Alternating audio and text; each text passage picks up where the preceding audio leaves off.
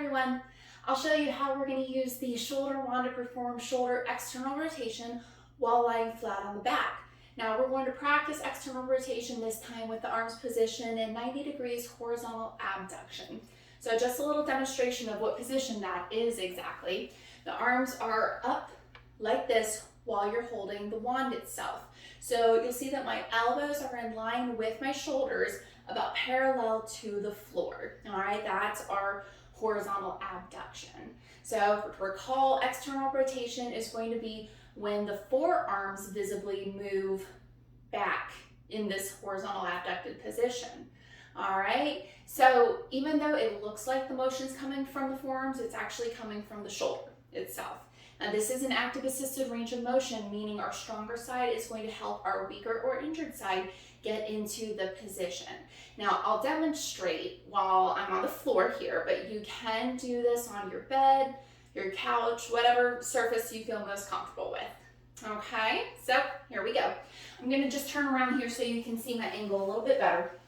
Now you can have the knees bent, feet flat on the surface, or you can have your legs flat out in front of you, whatever you feel most comfortable with, okay? Now on the wand here, I'm gonna hold my arms a little bit open, closer to the ends of it, okay? Just to be able to get into that abducted position. And then I'm gonna keep resting my upper arms on the floor here and trying again to keep my elbows in line with my shoulders, okay?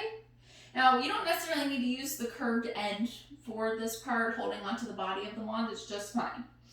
All right, now from here, I'm kind of squeezing my shoulder blades back into the floor, but I'm not hyper-extending or arching my back. Now from this position, I'm going to slowly let the arms rotate back. You go as far as you can, and then hold for about 5 seconds, and then slowly return up to where you started. So as you can see, my elbows are staying in line with my shoulders as the motion happens.